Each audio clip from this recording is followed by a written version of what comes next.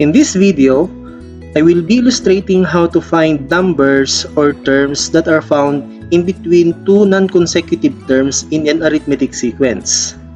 The terms or numbers that are found in between two non-consecutive numbers in an arithmetic sequence are what we call arithmetic means. Arithmetic mean is a term between two non-consecutive terms of an arithmetic sequence. An example of an arithmetic sequence with common difference of 7 is -4, 3, 10. The two non-consecutive numbers are -4 and 10.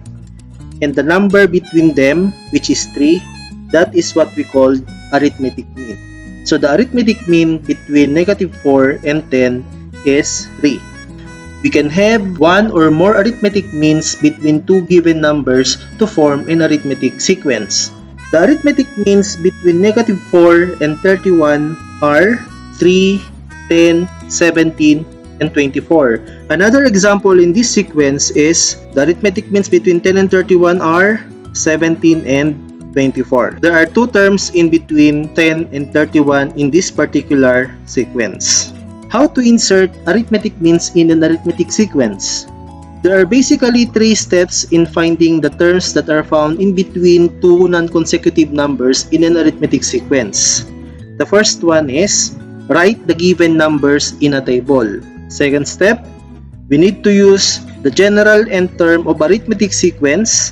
A sub n is equal to a sub 1 plus the quantity of n minus 1 multiplied by d to solve for the common difference. And the third step is to use the result of step 2 to get the arithmetic means.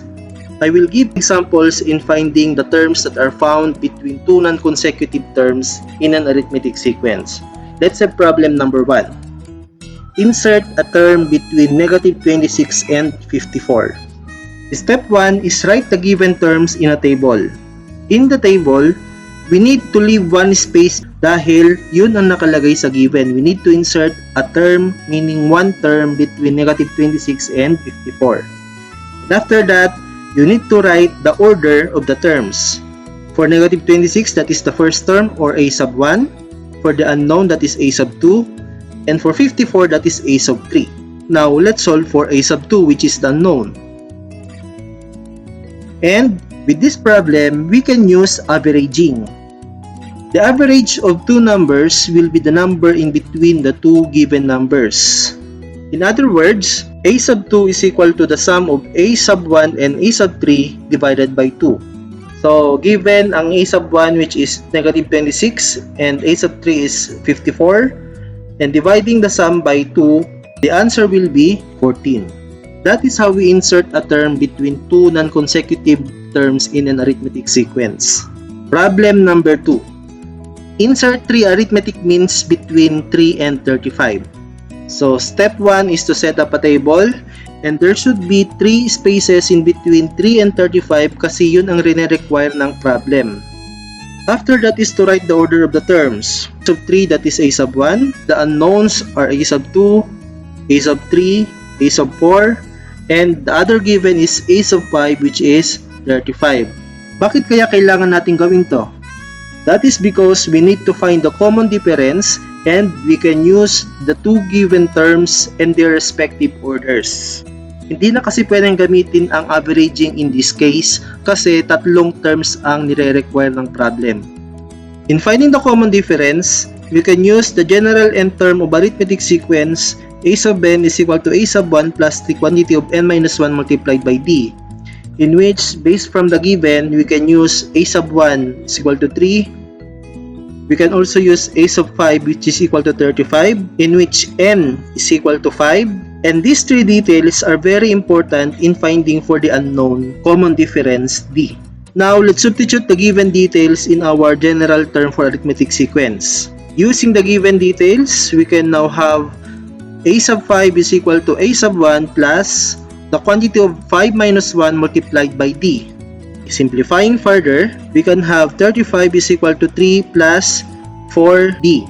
Combining like terms and dividing both sides by 4 to get the value of d, we got the final answer which is d equals 8. Now, we are ready to get the three arithmetic means. Step 3 is to use the common difference to get the arithmetic means. We learned from our previous lessons that in getting the next term, we simply add the common difference to the previous term. That is, to get the next term from 3, we simply add 8.